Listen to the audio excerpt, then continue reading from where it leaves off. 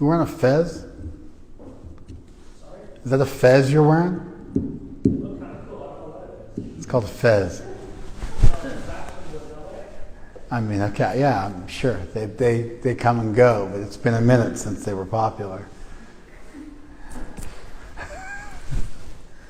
I think they're popular in Morocco.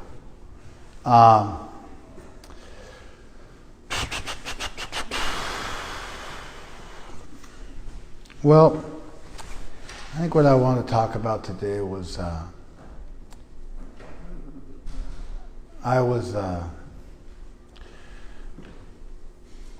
we're in the middle of a marathon during December where we distribute a ton of books. It happens every year in the Hare Krishna movement. December rolls around. It used to be called the Christmas Marathon, but somehow we're anti-Christmas now, so then it became the December Marathon. Then they called it the Prabhupada Marathon, and now I think it's the Live to Give Marathon. Live to Give. So it's been through, half a dozen iterations and epithets just since I joined the Hare Krishna movement. I still think of it as a Christmas Marathon. The day after Thanksgiving up until New Year's, we would go out and distribute books every day. On the streets, we'd set big quotas. We'd go out for long hours. They'd bring us lunch and dinner, so we didn't have to go back to the temple, so we just stay out all day. And then we would compare our scores to other temples all over the world. And it's even back, in the 70s and 80s, ISKCON was meticulously calculating how many temples sold books, and then publishing monthly newsletters so you could compare your scores to other temples, and also so individuals could compare their scores. We did find in recent years that actually somebody just set the world record for distribution of Gitas. They distributed, I think it was 1,031 Gitas in one day, which is an insane number. I mean, you figure if you went out for 10 hours straight, that's 100 big books an hour, which is equivalent to one book every 40 seconds. It's incalculable. It's like you're selling whole stacks of books to people. So here, buy 8 books right now and give me $50. And here's 8 books for you. Here's 12 books to take home. Here's 37 books for you to go, take home with you. And that's how you get those kind of numbers. And this wasn't somebody who, went to a big rich person, sold them cases and cases of book. They were on the street meeting people from scratch. The previous record was set in the 80s. It was 900 and some odd books. And they just beat it. Record stood for almost 40 years. 35 years a record stood. And the guy named Harinam Ananda set the old record. I mean, that's how important this stuff to me was growing up. I know the old record, and I know the new record that was just set. Somehow this, I'm like abreast of this type of information.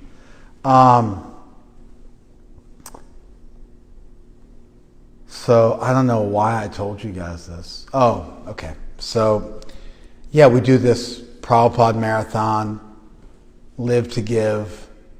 Every temple sets goals for how many books they're going to distribute. We set goals. And then everybody's out shopping. So there's more people on the street and everybody's spending money. So it's just the right time to sell a bunch of, retail. So much of retail is done between Thanksgiving and New Year's. So much of a retail store's business takes place during that month, during that fourth quarter, and specifically within the fourth quarter, during the Thanksgiving, Black Friday.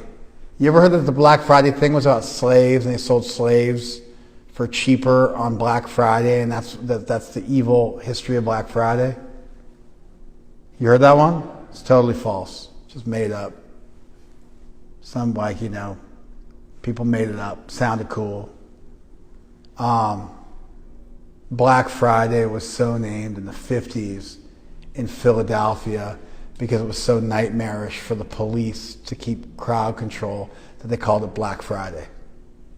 Another theory is businesses were in the red the whole year and then they finally went into the black. That's not true. It's not where it came from. It came from cops in the 50s in Philadelphia. And then retroactively, they gave a retronym to the thing after the fact, and they named it, later, and then tried to give a cool folk etymology meaning to it. It's not actually accurate. And then recently, somebody freaked out and was like, BLM Ra, it was a slave day, it's evil. And they would post a bunch of photos of people being lynched or slaves being sold, and then they would somehow or other link that to Black Friday, but there's nothing to link it to Black Friday because there is no linkage historically. It's just a made-up conspiracy theory. Just, that's what I'm doing in my free time. Checking out stuff on Snopes, seeing what's false and what's real. So anyway, 70% of a company's business, sometimes a retail business's gross revenue might take place during the fourth quarter. It's really large. It's a lot. Biggest days of the year aren't real. Black Friday is not so big in this state. Black Friday is big back east, in the heartland, in the Midwest, kind of in America, in good old-fashioned America. Then people wait and they go out on Black Friday and they really do a thing. Black Friday here is okay. It's not terrible. And huge chains like Target, whatever, they have some insane doorbusters, which just gets you in the door. And but the biggest retail days of the year here are the Fridays and Saturdays 1 to 2 weeks before Christmas. So, whatever the Friday and Saturday is, that's before Christmas. Christmas on Tuesday, the Friday and Saturday before that's when it gets really, really big. And then also the 21st, 22nd, 23rd of the year. Those are the biggest days. So anyway, I don't know what it's like now because the whole world's changed because everybody's buying stuff online. But we have this marathon thing, and I get roped in. I have to advocate and encourage my community and help them and support them and appreciate them and participate. And so I got obliged to get on a phone call today, like a Zoom conference, which is the last thing I want to do. And so my colleague said, "Hey, you should get on this Zoom conference. That it's really important that you get on this Zoom conference." And I was like, "All right, if you really think I should." And I said, "Are you guys going to get on?" And one of them was like, "No, I don't think I'm needed." And I'm like, what's up with that? You tell me I'm needed, and then somehow or other you're not needed on the same thing. I really felt changed up. Changed up is a term that we used. This is going back into the annals of the Hare Krishna movement. Used to be, it was before my time, we'd say to somebody, "Hey, I got a lot of small bills. You got 100? Can you get 100? I'm like, carrying too much cash around in my pocket, too many small bills." So they want to buy a book. And let's say the normal cost of a book was $10. So we'd say, "Hey, I got a bunch of small bills. You got anything big?" And they'd be like, "Yeah, here's 100. And you'd be like, "Okay, I'll give you change for that." So generally speaking, you give like $90 change, right? You ask them how much you want to give. And we'd then say like, "Okay, here's 1, 2, 3, 4, 5, 6, 7. Is that enough? 8, 9, 10, 15, 20. Is that enough? And we try to get the person to give, and like almost exponentially larger donation they originally intended to give.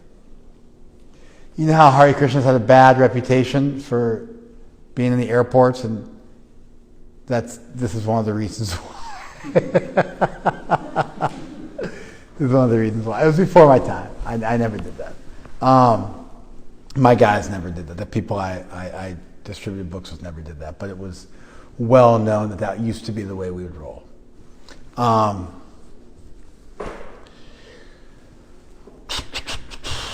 So I felt changed up. They got me to go to this meeting, and then they didn't go themselves. Anyway, I got on the meeting, And I blacked my screen out because I didn't want to have to sit up, so I could like lay down and just lounge and have lunch and whatever while the meeting was going on.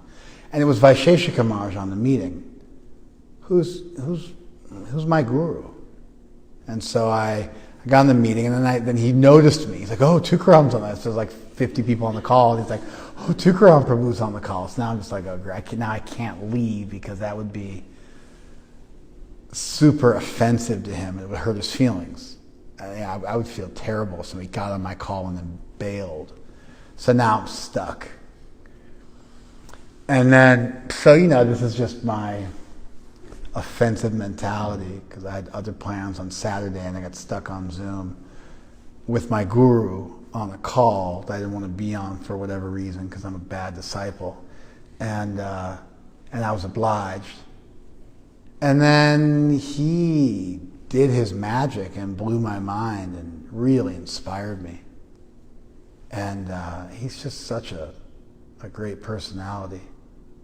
And so pure and so energized and inspiring and uplifting and magical and sun-like, in that you feel like you're in the presence of the sun. So I ended the call and I was totally ecstatic.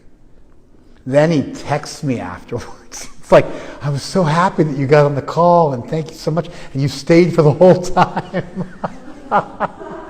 So I was like, okay, that was like definitely the right decision. Because like if I thought maybe he didn't notice, or maybe he forgot about me, I was wrong. He didn't forget about me. And somehow, I don't know where I was on other people's screens, but I seemed to be like right next to him the whole time. Wherever he would move in the screen, I ended up right next to him. I don't know why. It might have been set up like that, that's how Zoom works, but I hadn't noticed that happening before. Usually I get on like another page, and then you're kind of gone, and you can bail, but I was right next to him the whole time. So it further made it impossible for my lower nature to win the day. I don't think it was alphabetic. I mean, my name starts with a T, so that doesn't seem to work. So there you go. It was also a bunch of leaders, so then there was also that. I also would have looked really bad if I bailed out amongst all of my brethren across the country. Anyway, he has these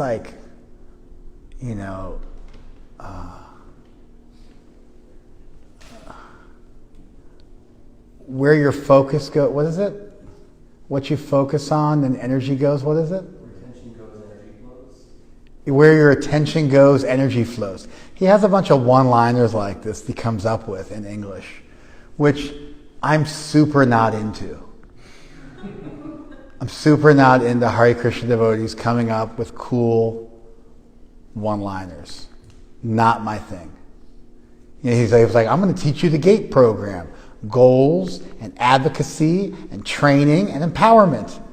It's the GATE program." It's like, it kills me. I'm just like, tell me the things you want to talk about. There's no need to come up with some kind of kitschy mnemonic device. And if it's in Sanskrit or something like that, I'm a little cooler with it. But if it's in English, I find it actually like slightly repulsive. Because I'm just, I'm a hater. That's just what I am ultimately. So, and I find it the least repulsive when it's coming from Vaisheshika Maharaj, but some devotees get really cheesy when they come up with this stuff, and they're really trying to fit square pegs into round holes, and it just doesn't make sense, and it's just like they've got way too much time on their hands. They think they're way smarter than they are, and they just come up with the most bizarre, lame, kitschy, cheesy stuff ever, and it makes me want to cover my head with my shutter and just pretend I don't know them when they're talking. They come up with all these acronyms for stuff, and it kills me. And Vaisheshika Maharaj is the coolest of all of them, but it still tests my kind of discipleship.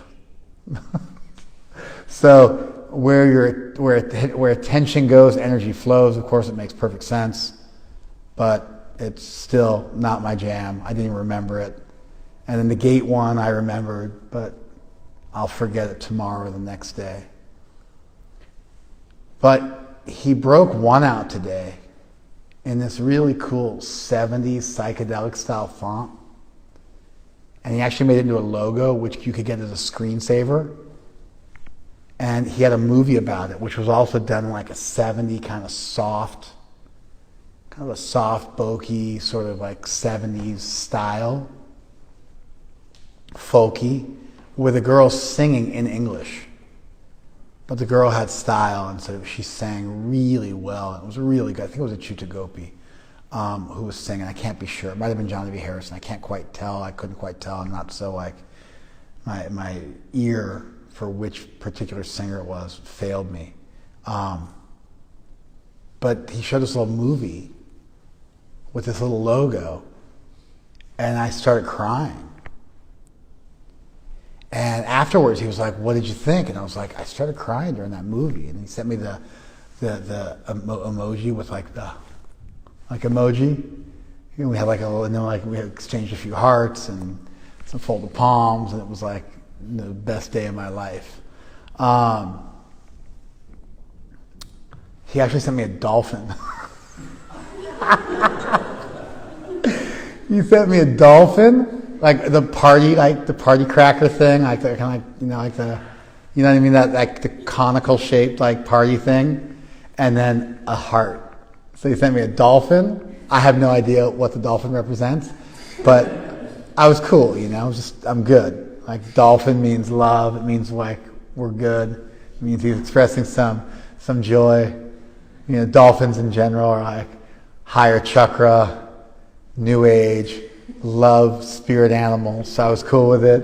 So it was a dolphin, a firework, like whatever it was, that conical shaped like party streamer type deal, and a heart. And I was like, all right, this is like my life is complete. So I was like, fold a palm, heart, to match, to pace his heart. And then he sent me throw 3 folded palms. I was like, all right, boom, mic drop, we're good. It was like the best exchange with my guru ever.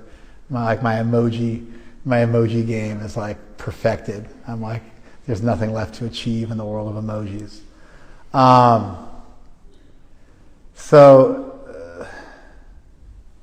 The little one-liner slogan that he said that I've been thinking about all day ever since he said it was, assume it can be done. Assume it can be done. And Maharaj, great soul that he is, this simple statement, assume it can be done. It's kind of like a modern day version of fortune favors the brave. There's a whole bunch of statements like that from Latin that are adopted by military forces all over the world and have been for thousands of years. It's on many coat of arms. The Marines use it, different squads of soldiers all over the world, and all military forces use it. Fortune favors the brave, fortune favors the bold, etc., etc. I think the first recording of it was from Pliny the Younger in like 152 AD or something like that. Don't ask me how I know that, but that's the kind of stuff I got floating around because I'm not memorizing those cheesy English acronyms, so I get cool factoids like that.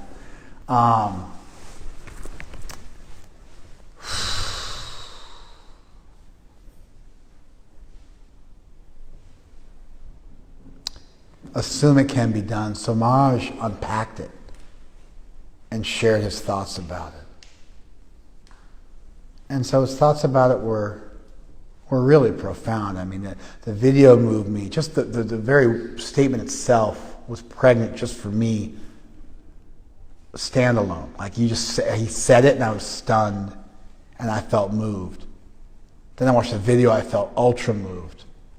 And then he explained it and I felt, super ultra moved. But even just by itself, just thinking about its import, I don't know if you guys will be able to appreciate its depth as much as I can. because in general, you're younger than me and less broad-minded, and so you're going to have a limited toolbox that you use to unpack this. And I was confronted with the same reality when Maharaj unpacked it and took it so much further than I did. So it's quite possible that you guys, could be deeper than me. But I talk to you guys a lot, pick your brains, and I've got a pretty good assumption that you don't fully get it, just because you generally fall short when I question you.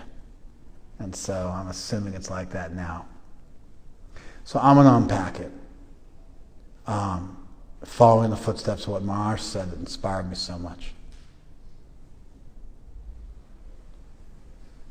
And I was, like I said, I had a certain appreciation for it, but then Maharaj spoke, and I was like, wow, I didn't fully get it.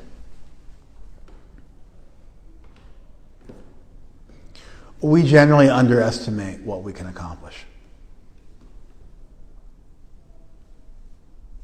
We have almost an unlimited capacity to do stuff. People do amazing things all the time. Really amazing things.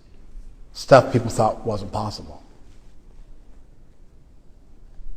We're running a 3-minute mile.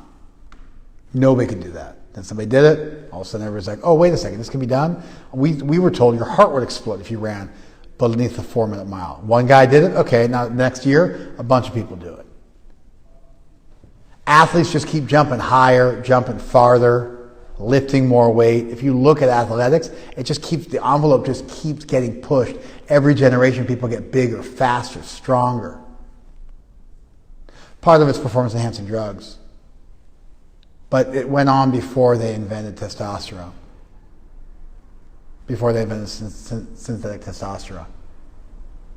It's just, we generally judge ourselves by what other people are doing, and then we feel like we can push it a little further, and then somebody comes along and just breaks it wide open.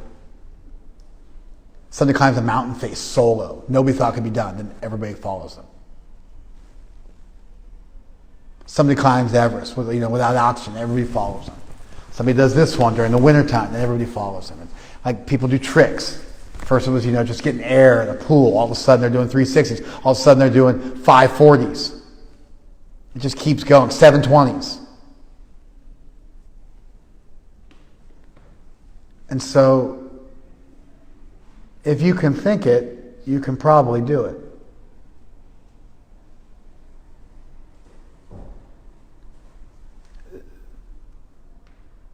I think a lot of what we do is we spend our time being ease lovers and falling short of what we can do, and being satisfied with the status quo and setting a low bar and not wanting to try and really struggle and fail. And so people just end up underperforming from what they could do if they really put their minds to it and gave their heart to it, and everybody sells themselves short. I think part of it's just laziness. Like maybe we could do it, but we don't want to work that hard. So we'll take the consolation prize because we don't want to work that hard. Then I think there's a fear that what if you really commit and then you lose? I think that gets people too. Then if you succeed, people are going to have bigger expectations of you. There's probably a combination of factors depending on your makeup and whether you're fear-driven or anger-driven or whatever it is. But somewhere between, I'm lazy, I want to just get by with the least amount possible so I can binge watch whatever TV show I'm into right now, and somewhere between, I'm afraid if I really try and fail, then it'll suck and I'll be heartbroken. And somewhere between, well, if I succeed, I won't be able to maintain it, and then I'll have set way too high a bar, and then I'll eventually fail and humiliate myself and embarrass myself. Somewhere in between those things, most people just don't assume it can be done. But devotees, anyway, human beings in general have this incredible ability and capacity to do amazing stuff. Amazing stuff. And the perfection of that capacity to break the mold for those few brilliant, driven, motivated people who are capable of breaking the mold, not like the sheeple, but these people who stand out and assume it can be done and just set themselves about figuring out how to do it. Amongst those people who are the kind of like the lights of the world and the vanguard of the world, and the sun, shining on the planet that just stretches further and further and has amazing thoughts and it follows it up with amazing actions. Then when you take that idea, that radical, revolutionary, out of the box, assume it can be done, let's do something amazing, I'm not afraid of giving my all to something, I'm going to set an impossible goal and then make it possible. Like there was a guy recently, said, Nepali Gurkha, retired Gurkha. This is what I do in my free time. I watch Netflix documentaries. Named Nirmal Purja. And he climbed all 14 8,000 meter plus mountain peaks in 6 months and 6 days, when the previous record was 7 years.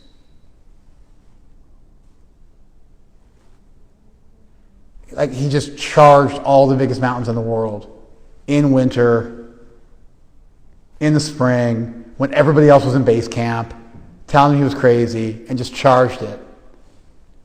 And climbed to the peaks of the 14 highest mountains of the world, which involved going to Pakistan and also getting like a visa to go to China. They closed down China. The last mountain he was going to climb hadn't been open since 2014. He managed to petition the Chinese government with an online campaign that went viral, and they opened up the mountain just for him. And then along the way while he was doing this, he met climbers who were dying and rescued them. So it wasn't even that he just climbed all 14 mountain peaks. He gave his oxygen to people who were dying and risked his life to save climbers that he found along the way in a few places that were on death's door, and he managed to save them.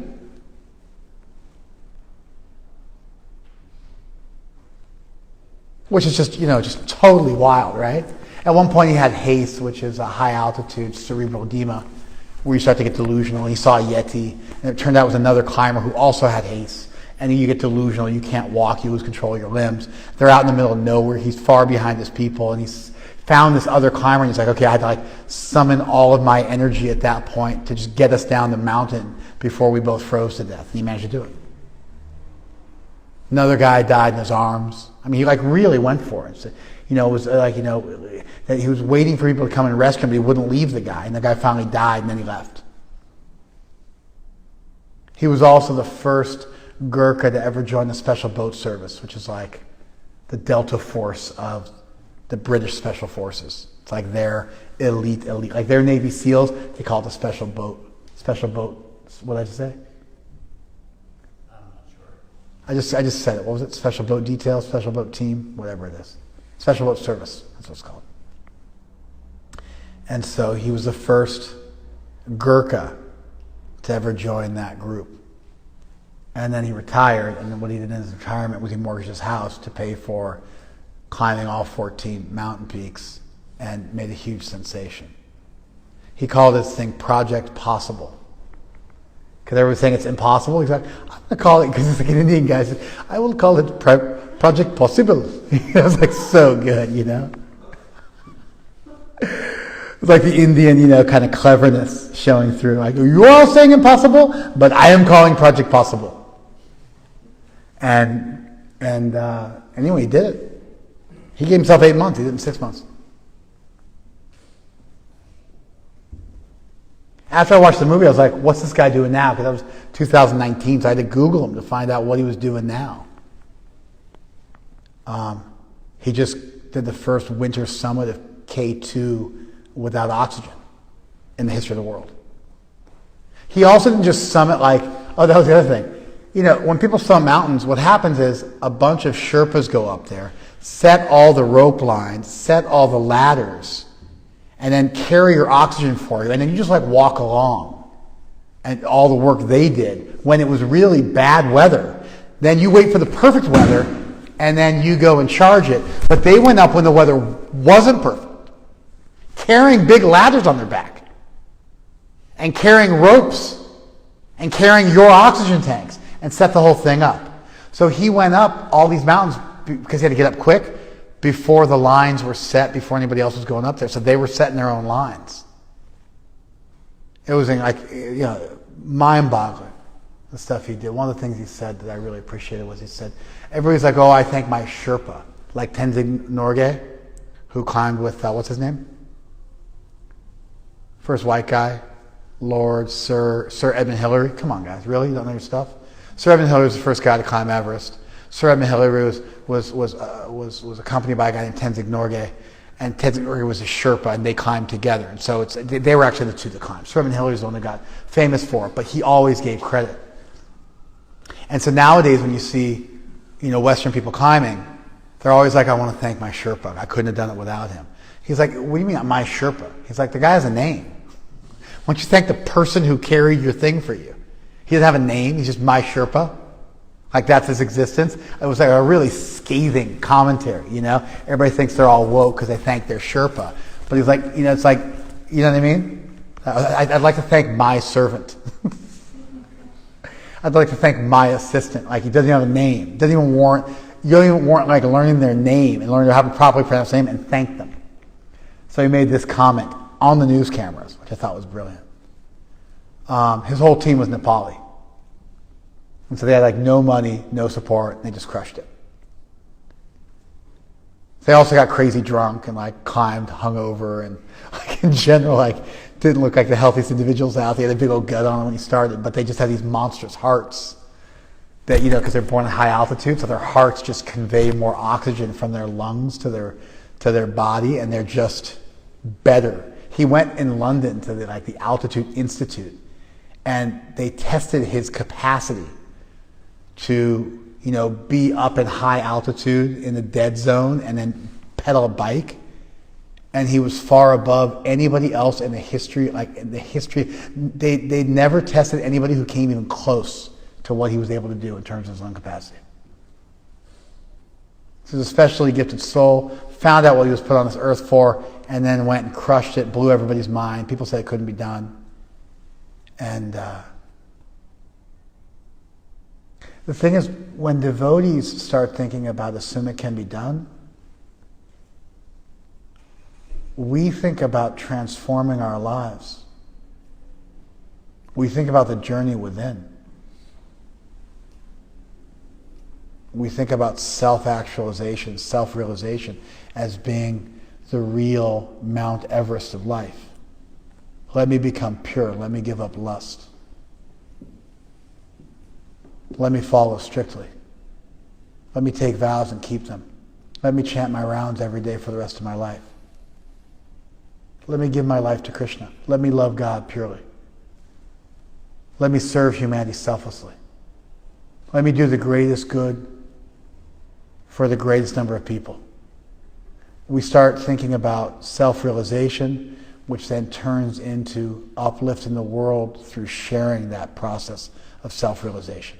Because you discover the fountain of youth, the cure for cancer, the universal solvent, and the touchstone, all wrapped up in one, which is what Krishna consciousness is.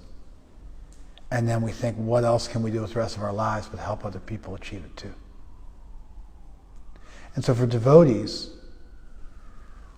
when we think about this idea that assume it can be done, we think about putting ourselves out there for Krishna and living on the edge for Krishna and doing something big and bold for Krishna and really putting ourselves out there in a way that lets Krishna become active in our lives to help us complete the thing we wouldn't be able to do on our own.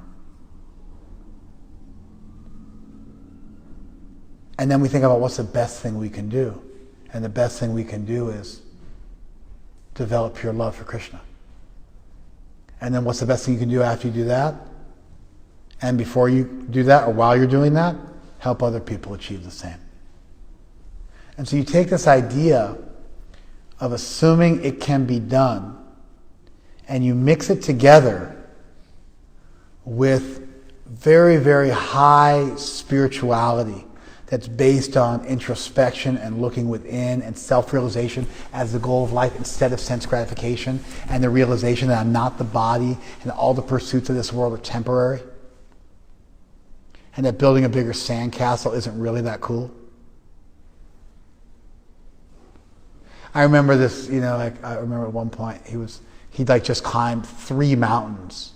It was like Lao Tzu, and then starts with an M, and then Everest. There are 3, I can't remember the name of the mountain, but it's 3 mountains all right next to each other. You climbed all 3 of them in 48 hours, which is insane. Normally it's a 2-month to do 1 mountain. It's a 2-month expedition. Cost you $50,000 to do 1 mountain. He cracked 3 mountains in 48 hours, which is a world record.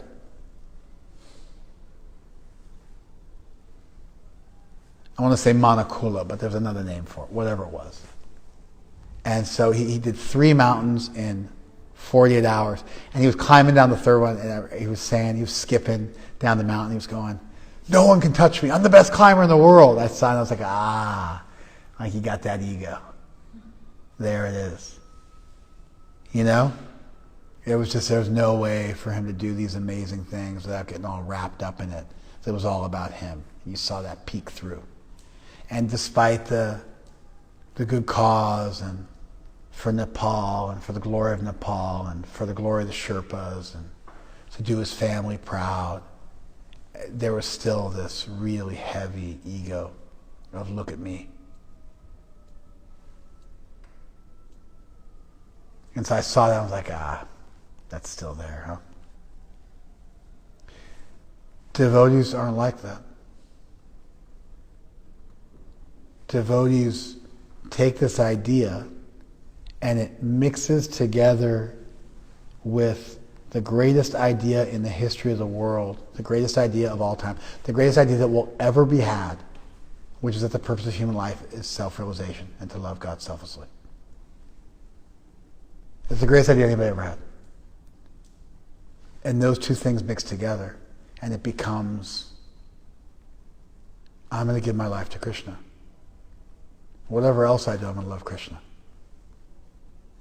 Whether I become famous or infamous, or I just die in anonymity. Whether I'm rich or poor, somewhere in between. Whether the whole world forgets my name within 3 generations, or people remember me for all time. None of it really matters, as long as I can make Krishna smile. As long as that happens. What am I willing to do for that? Everything. I'm willing to clean up my act. I'm willing to get over my addictions. I'm willing to develop integrity as a first step. Well, most people can't do their whole lifetime. I'm gonna get that stuff figured out by the time I'm 20 or 25, or whatever, within a couple of years of when you meet us. I'm gonna get that stuff squared away. Then I'm gonna take lifetime vows, and I'm gonna follow them for the rest of my life. Chant every single day. 7 days a week, no breaks. For the rest of my life. Follow the regular principles, chant my rounds, do service, be a part of something bigger than myself, and purify my heart of lust, anger, and greed. That is the most noble, unattainable, Everest-like goal that anyone's ever conceived of. Nothing comes close.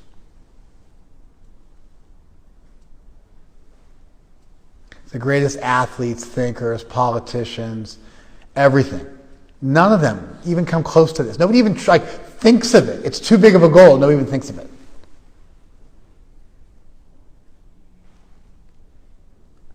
So we take this beautiful goal that we have and we mix it with this idea that assume it can be done, and then we embrace Asha Bandha. We become bound to hope. Asha means hope. And bandha means to bind. I'm fairly certain the word bind is actually cognate to bund. And so, just because of the way it sounds, I'm fairly certain. the be, the end, the D all in proper order it must be. Asha Bandha, bound to hope. And we think, yeah, Krishna will help me. I can't figure this whole lust, anger, greed thing out on my own. I can't chant every day for the rest of my life. I can't follow all these rules and regulations. But I really want to, and I'm sincere, and I know that Krishna's going to help me. And so I'm just going to go and throw myself into it. I'm going to commit to it.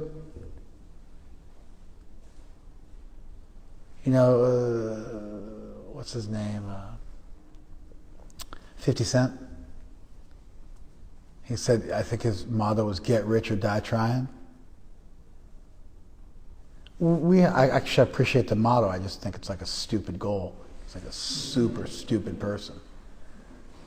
But, and you can tell him I said that.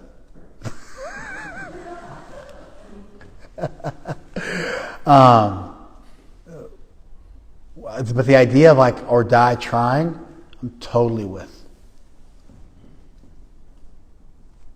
I'm going to figure out how to love Krishna this lifetime. I'm going to figure out how to chant purely in this lifetime. Or I'm going to die trying. And devotees, because Krishna has our back, because fortune favors the brave, because Krishna is actually Fortuna. That's Fortuna is the Roman goddess of luck. So it really means like the goddess favors the brave. Krishna is fortune personified.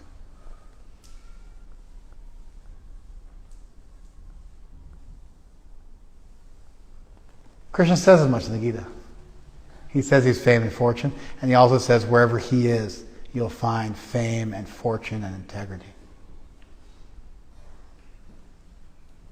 And so because Krishna is the goddess Fortuna personified times a gazillion, then when devotees throw themselves towards Krishna and really take a risk and really go out on the edge and just do something big for Krishna, whether it's joining an ashram, taking initiation, starting to follow the 4 Gata principles, starting to chant 16 rounds, going out and distributing books, coming to do some service, going out of their way to help somebody else, adopting somebody, sponsoring somebody, being sponsored, learning how to trust somebody, taking on management responsibility, or everything in between.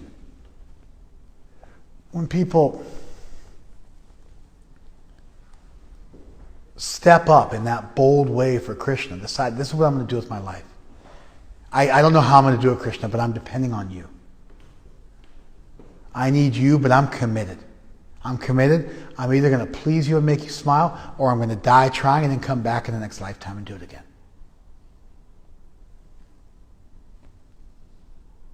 That commitment from the devotee is the highest expression of the soul that's only possible to attain in the human form of life, because we have the tools to do it. Animals have the potential, but they don't have the tool set. The human body gives you this massive brain, and you have the capacity to have such thoughts and not just run on instinct like animals do. You follow? And so the highest aspiration of the soul, as only manifestable in the human form of life, is that commitment to Krishna, to self-realization. And a rose by any other name smells just as sweet, so fair enough. I don't want to exclude Christians or Muslims or Jews from this, or whatever religion. I don't want to exclude anybody from this. I'm willing to concede that if you have this idea, if you want to call God by a different name, I'm totally okay with it. But this idea that the purpose of my life is to love God, to love divinity, to love the supreme lovable object, the supreme lover, to have that thick, intimate relationship with the divine, which depends on a personal conception of divinity and a love-based idea of God and a reciprocal notion of the relationship between God and the soul. There's so many things that have to be in place. But if you have that notion, are you guys following this? If you have that notion, that is the highest possible thought a soul can have, and it can only be had in the human form of life. And I've only even encountered that idea in our tradition. I'm sure it exists in other traditions. I mean, it's not true. The larger Vaishnava tradition. I've never encountered it in any other form of spirituality. It's always got that Nirmal Purja fault where like you see them and all of a sudden they're climbing down the mountain smoking a cigarette, talking about how cool they are. And you're like, you had me up until that, and I saw there was some flaw. But when I look for, this pure manifestation, I've only found it in the Vaishnava traditions. Maybe I see little bits and pieces of it in certain forms of really ascetic Christianity. Maybe St. Gregory of Mount Athos. Maybe a little bit in the Philokalia. There's some cryptic Christian writings that seem to come close, but they always seem they never quite satisfy. They're like moving in the right direction. This is just for me. I'm not saying they can't do it. I'm not saying there's not somebody out there with a better idea. I'm just talking about my own personal story. This idea, I'm going to give my life to loving God purely. I'm going to give up lust, anger, and greed. The spirit's strong, but the flesh is weak. No, actually, the spirit's way stronger than the flesh is weak. And God's grace is there, making the impossible possible. And I can really just turn towards divinity, and that's enough. And that's all Krishna needs, and he'll help me.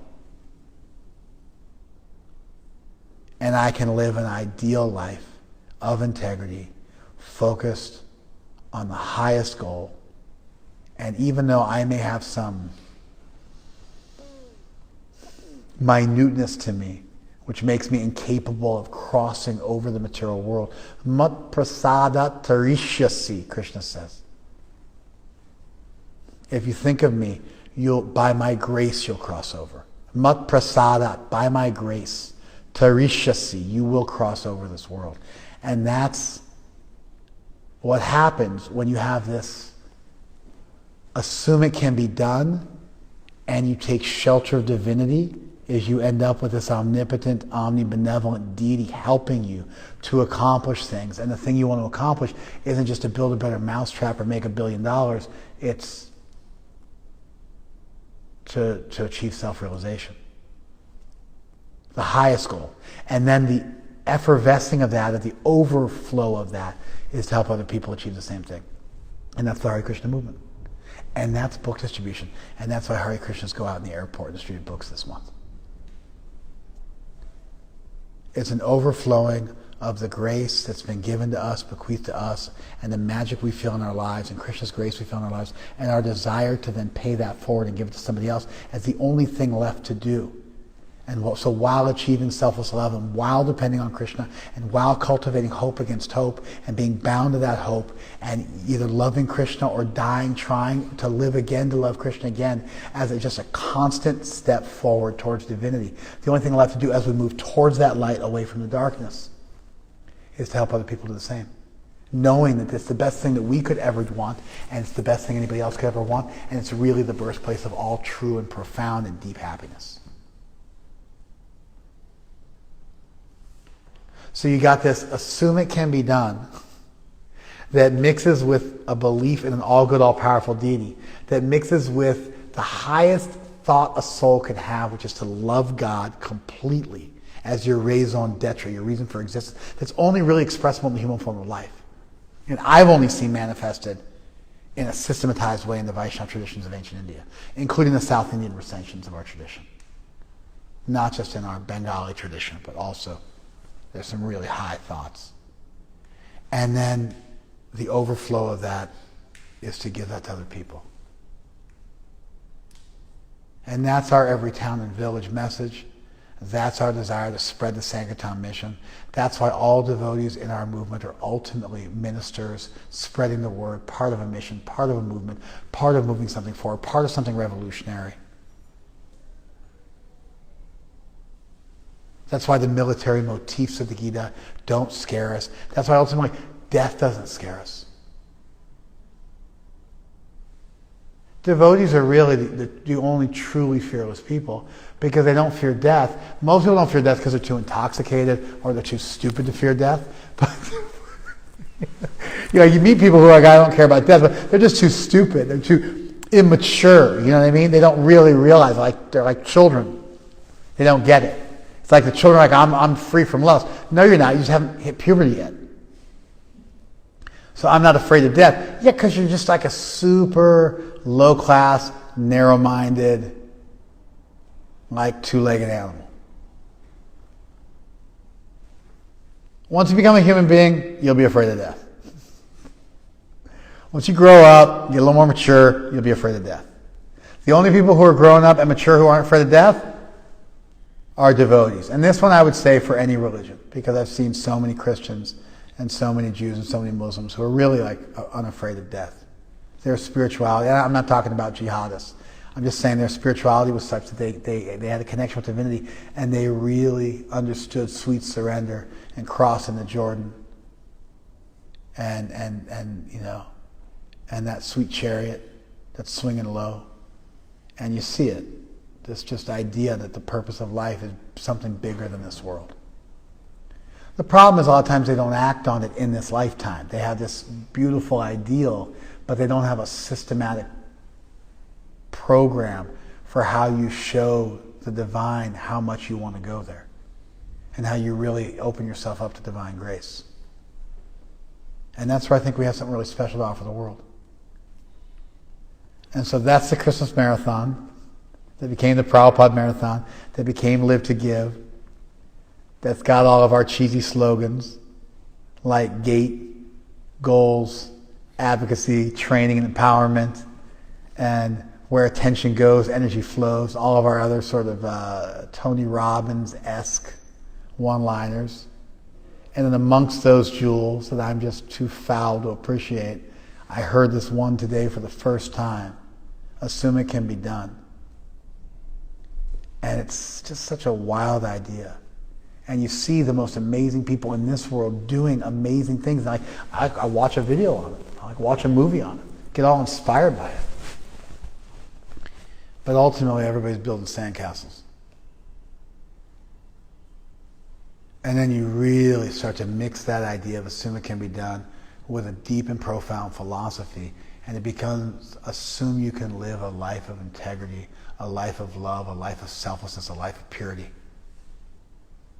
And you can transcend materialism altogether and give your heart and soul for a higher cause. And can you do that? Maybe not on your own, but you've got God as your co-pilot. And as cheesy as that sounds, it's actually true. And Krishna will carry you. And the price for that is that you bind yourself to hope by assuming it can be done, and the impossible becomes possible, and that's our spiritual life.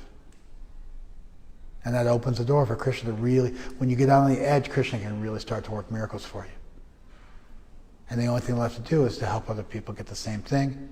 And that's the mixing of a deep, profound tradition with this radical notion of really shooting for the stars and doing something amazing with your life.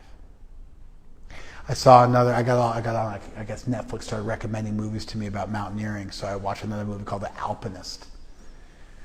And so that was about some Marc-Andre Leclerc, who was this climber who passed away at the age of 24 in 2018. And he climbed solo, no rope. Crazy, multi-thousand foot faces in the wintertime, like he climbed Patagonia in the wintertime. Just crazy stuff. Just insane stuff. Climbed solo, no camera, no phone, super light belongings just we could carry on his back, and would just charge it. Stuff people had never done before. The greatest climbers in the world were in awe of him. He was up in Alaska at Mount Juneau, or outside of Juneau at some mountain out there, climbing, and he died, 2018. And everybody was like, oh, he burned so bright. He had this amazing life. And it's like, yeah, well, so what he would do? He just kind of climbed up and down rocks. That was like his great achievement in life. And maybe he achieved some kind of Zen trance-like state for a few moments while he was climbing. And when you listen to him talk about his thing, he has broad thoughts. He actually got some pretty broad thoughts from what he did. But when you actually think about what did he do with his life, with his short life? He just climbed up and down rocks. What'd you do? Oh, I cried out to God. I spent my life crying out to God. unlocking the universe, seeing eternity.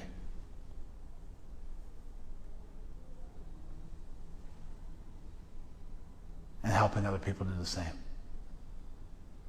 That's something where you died at the age of 23 and you were killed doing that, and you were in some exotic port of call and you ended up sacrificing your life because some extremist killed you over, and you're like, wow, that's a hero.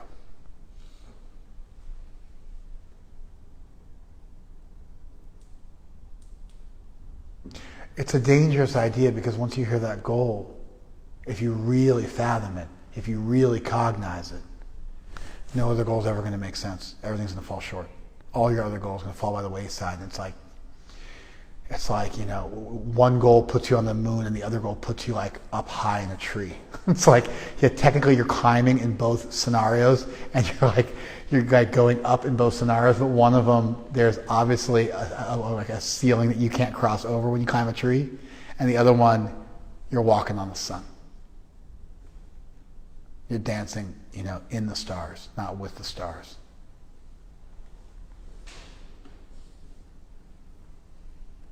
All right, that's what I got for you today.